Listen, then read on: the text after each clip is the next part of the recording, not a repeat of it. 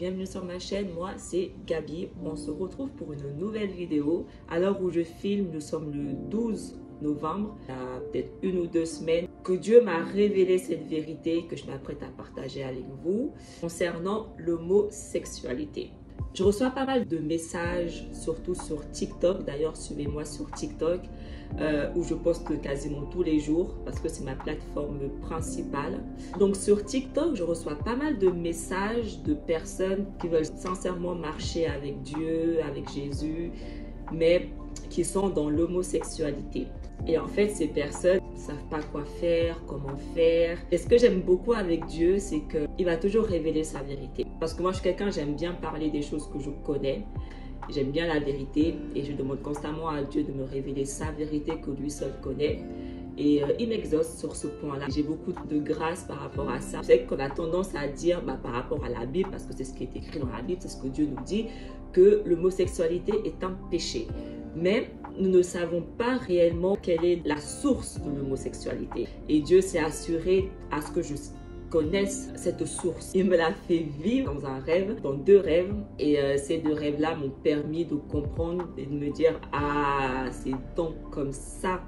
C'est donc là la source de l'homosexualité. Comme Jésus dit, tu connaîtras la vérité t'affranchira. Et c'est vrai, nous devons connaître toute vérité pour mieux agir dessus. Je connais pas mal de personnes qui sont dans cette situation. Et c'est Dieu qui essaie tout simplement de vous aider et de vous révéler sa vérité à travers moi.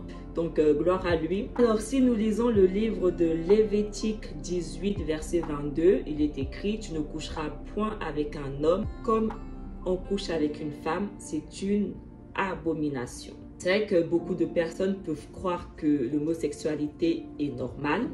Beaucoup de personnes peuvent croire que nous sommes nés avec ça. Dieu nous a créés comme ça. Non, non, non, non. Dieu n'a jamais créé personne homosexuel. On devient homosexuel.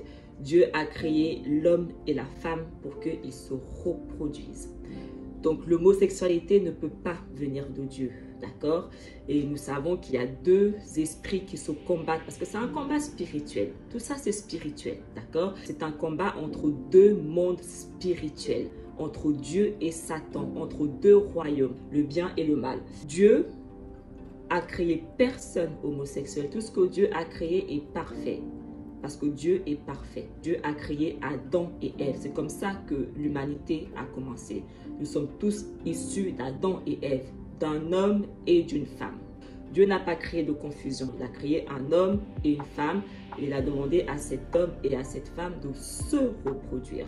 Donc, l'homosexualité ne vient pas de Dieu. Il y a 1 ou 2 semaines, j'ai fait un rêve.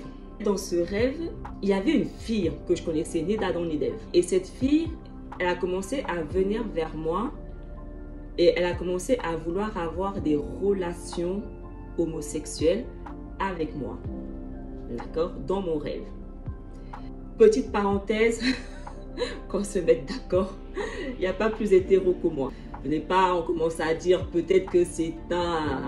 J'ai jamais eu de pensée homosexuelle de toute mon existence. Je suis vraiment très hétéro et Dieu m'a déjà même montré qui sera mon futur mari. Donc je sais que je vais me marier et je sais que je vais avoir des enfants.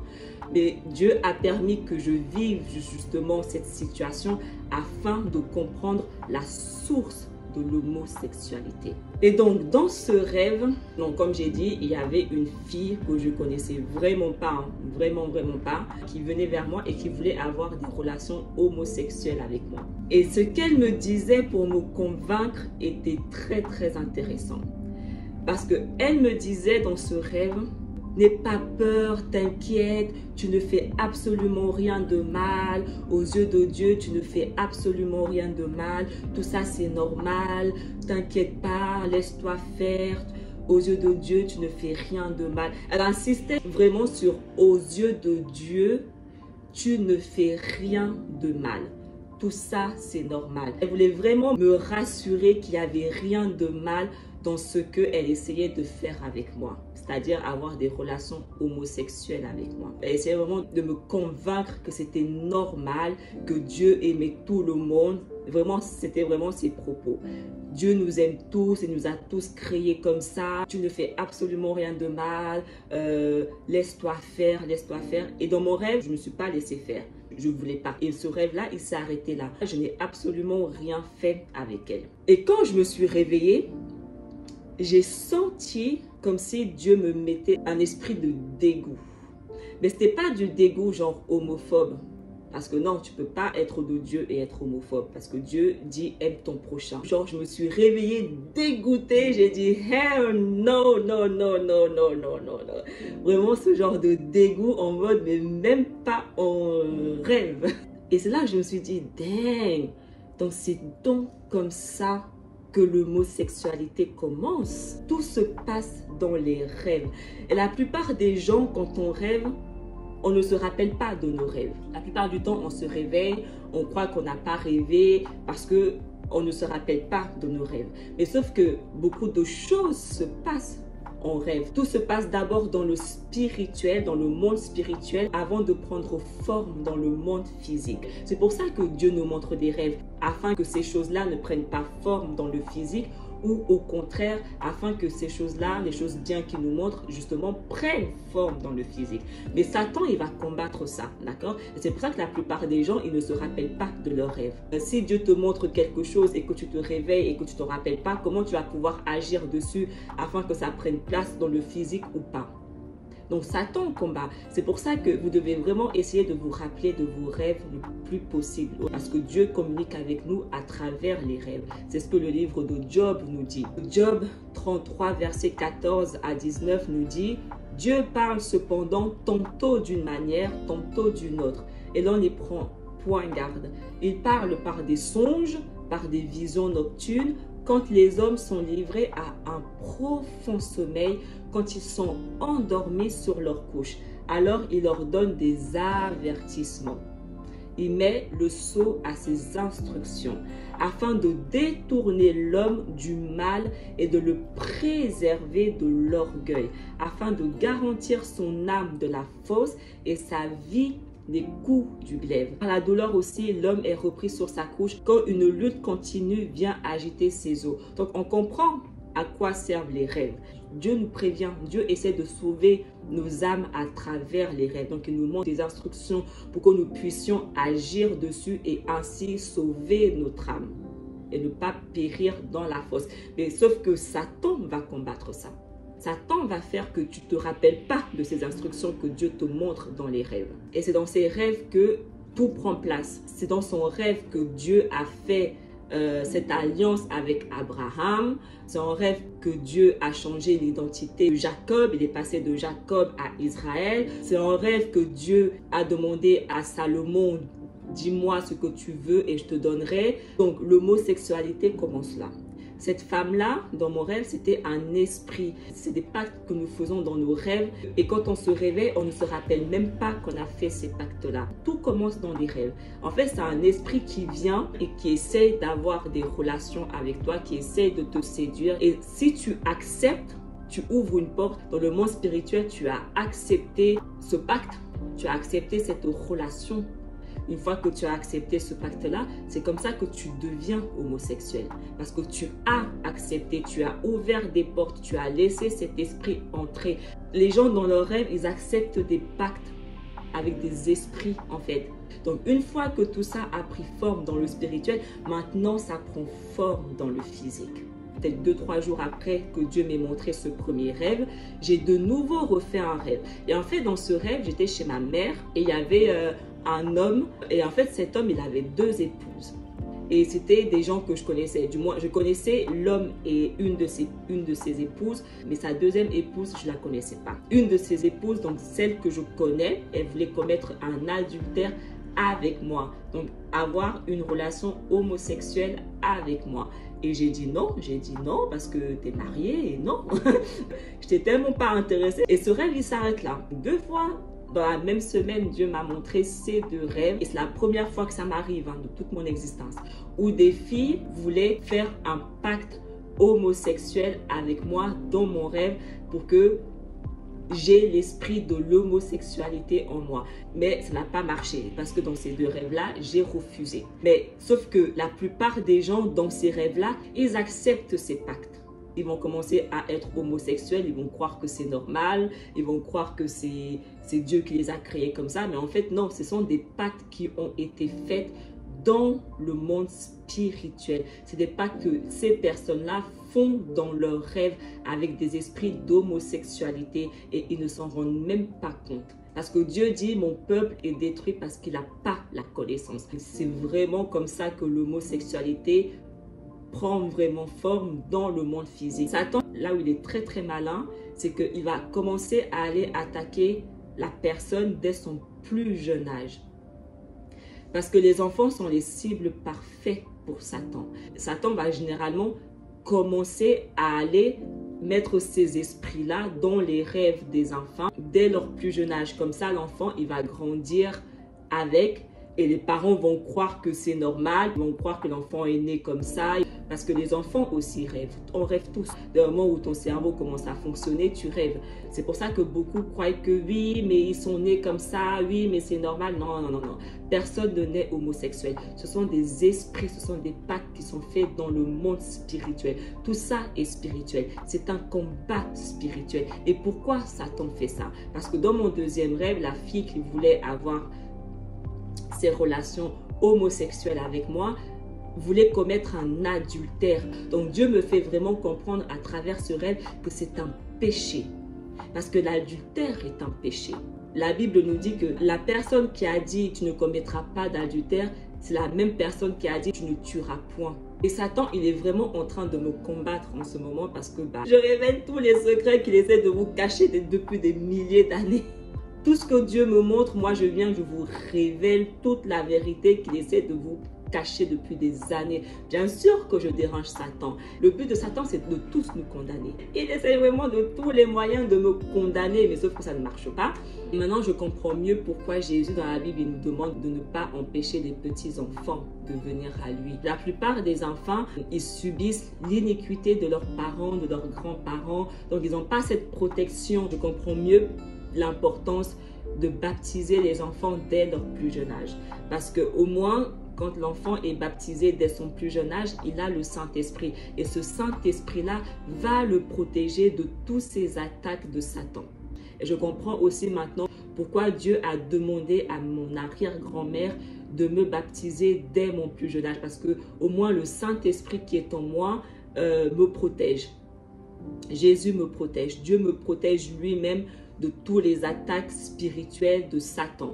Et aussi, ce que Satan il fait, il va aussi passer par l'humain, par le physique, d'où la pédophilie. La pédophilie, c'est aussi vraiment une stratégie de Satan pour mettre l'esprit de l'homosexualité sur les enfants. C'est très important d'avoir cette vérité et de vraiment connaître d'où ça vient, comment ça a commencé, comment c'est fait. Et arrêter de croire que c'est normal. Non, il n'y a rien de normal sur cette terre. Il n'y a absolument rien de normal sur cette terre. Tout est spirituel. Des vrais combats spirituels entre les deux royaumes. Satan qui veut tous nous faire périr et Dieu qui veut nous sauver. Et c'est pour ça que nous devons absolument demeurer en Jésus. Parce que c'est Jésus qui nous protège. C'est le Saint-Esprit qui nous protège. Moi, j'ai pu être protégée dans mon rêve parce que j'ai le Saint-Esprit. C'est comme ça qu'on se retrouve avec beaucoup d'homosexuels. Parce qu'ils n'ont pas cette protection de Jésus. Il n'y a que Jésus qui te protège de Satan. Personne d'autre. Si tu n'as pas Dieu et sa protection, tu es la cible parfaite pour Satan. Tu es un jeu d'enfant pour Satan. Il te détruit, il te finit, il te termine. Donc c'est vraiment important de demeurer en Jésus. C'est vraiment important d'avoir la protection de Jésus. Et malheureusement, beaucoup n'ont pas cette protection. Et c'est pour ça que malheureusement, beaucoup périssent. Pour répondre aux personnes qui me disent « Ok, mais je suis homosexuel, maintenant c'est trop tard, j'ai l'esprit d'homosexualité sur moi, mais j'ai envie de suivre Dieu maintenant, comment je fais? Comment je fais pour m'en sortir? Comment je fais pour suivre le Seigneur? Comment je fais? Comment je fais pour combattre ça? Genèse 4, versets 6 à 7, il est écrit « Et l'Éternel dit à Caïn, pourquoi es-tu irrité et pourquoi ton visage est-il abattu? Certainement, si tu agis bien, tu relèveras ton visage. Et si tu agis mal, le péché se couche à la porte. et ses désirs se portent vers toi. Mais toi, domine sur lui. Dieu nous dit tout. Dieu nous dit comment nous devons nous comporter uniquement dans ce verset. Si tu agis bien, tu relèveras ton visage. Et si tu agis mal, le péché se couche à la porte et ses désirs se portent vers toi. Mais toi, domine sur lui. C'est qui le péché dont Dieu nous parle? C'est Satan. Donc Dieu nous dit que nous avons la domination sur Satan. Mais que si nous agissons mal, cette domination, on la perd. Tout est une question d'action. Comment nous agissons. Ce n'est pas ce que nous ressentons, ce n'est pas les émotions que nous éprouvons, c'est ce que nous faisons de ces émotions. C'est comment nous agissons par rapport à ces émotions. C'est normal d'être en colère, mais c'est comment tu vas agir quand tu es en colère. C'est pour ça que Jésus nous dit, un bon arbre ne peut pas produire un mauvais fruit et un mauvais arbre ne peut pas produire un bon fruit. C'est à leur fruit, le fruit de nos actions qui compte. Donc, dans Lévitique 18, 22, Dieu nous dit, tu ne coucheras point avec un homme comme on couche avec une femme. C'est une abomination. Donc, on voit que c'est l'action qui est une abomination pour Dieu. Ce n'est pas ce que tu éprouves. En tant qu'hétérosexuel, bien sûr que je vais avoir des sentiments, je vais éprouver des choses envers un homme. Mais si je vais agir dessus, c'est-à-dire si je vais et que j'ai des relations sexuelles avec cet homme-là, je commets un péché parce que je commets le péché de la fornication. Donc ce n'est pas ce que tu éprouves, mais c'est comment tu agis dessus qui est une abomination, qui est un péché. Quand tu es homosexuel, tu ne dois juste pas agir dessus. Dieu ne te punit pas parce que tu éprouves une attirance envers un autre homme. Non, Dieu te punit parce que tu as agi dessus. Reste célibataire, reste tout seul et sers le Seigneur. Oui, ça va être très compliqué parce qu'il faut résister. La Bible nous dit, résiste au diable et il fuira loin de toi. Les premiers jours, les premières semaines, les premiers mois, les premières années vont être compliqués parce qu'il y aura la tentation. C'est absolument comme tout. Moi, par exemple, pendant 10 ans, j'ai fumé et quand j'ai choisi d'arrêter d'agir dessus, donc quand j'ai choisi d'arrêter de fumer, bien sûr que ça a été compliqué. Bien sûr que j'ai eu des tentations. Même la première année que j'ai arrêté de fumer, j'avais toujours des envies, mais je n'agissais pas dessus, malgré mes envies. Et au fur et à mesure, ces envies-là vont s'estomper, s'estomper, s'estomper, jusqu'à arriver à un point où ces envies n'existeront plus. Parce que tu auras suffisamment résisté. Et la Bible dit, résiste au diable et il s'enfuira loin de toi. Donc, tu dois résister. Et au fur et à mesure que tu demeures en Dieu, que tu n'agis pas dessus, que tu demeures dans la prière, dans le jeûne, tu demandes à Dieu qui te donne la force, qui t'aide, qui t'aide, qui t'aide. Au fur et à mesure, tu verras que ces sentiments, ces envies vont s'estomper et finir par disparaître. C'est Satan qui t'a mis cet esprit d'homosexualité en toi. C'est Satan qui veut te condamner et tu dois résister à Satan. Parce que Satan veut juste une chose, que tu agisses dessus et que tu sois condamné. Donc Dieu te demande de résister. Dieu te demande d'avoir la domination sur Satan. Et comment tu domines sur Satan? En résistant à la tentation. Il n'y a que comme ça que tu domines sur Satan, en résistant à la tentation et en demeurant en Dieu. Repentis-toi de tes péchés, assure-toi que tu sois baptisé et demeure en Dieu. Fais tout pour avoir le Saint-Esprit et demeure en Dieu. Prie, jeûne, demeure en Dieu. Résiste le plus longtemps que tu peux. Dieu te fait la promesse que si tu agis bien, tu relèveras ton visage. Dieu, ce n'est pas un menteur, c'est lui qui a tout créé, il sait ce qu'il dit. Donc, agis bien. Donc voilà, je voulais vraiment faire cette vidéo pour vous révéler toutes ces choses-là. J'espère que ça vous a aidé, parce que c'est Dieu qui m'a révélé tout ça. Je vous dis clairement, c'est Dieu.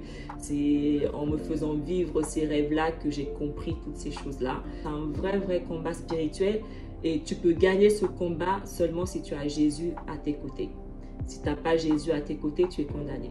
Et il n'y a que Jésus qui peut combattre pour vous, qui peut vous donner la force et la connaissance dont vous avez besoin justement pour mener un bon combat, pour mener le meilleur des combats. Voilà. Comme nous dit la Bible, ce n'est pas contre la chair et le sang que nous combattons, mais contre les esprits. Ouais. Et ils sont déterminés. Ils sont chauds bouillants. Donc voilà, j'espère que cette vidéo vous a aidé, a répondu à pas mal de questions, vous a éclairci. En tout cas, que le Seigneur vous bénisse, vous protège et que le Seigneur soit vraiment avec vous. Gardez votre foi en Jésus parce qu'il n'y a que lui qui peut vous sauver. Abonnez-vous à ma chaîne, suivez-moi sur TikTok, sur Instagram et on se retrouve pour une nouvelle vidéo.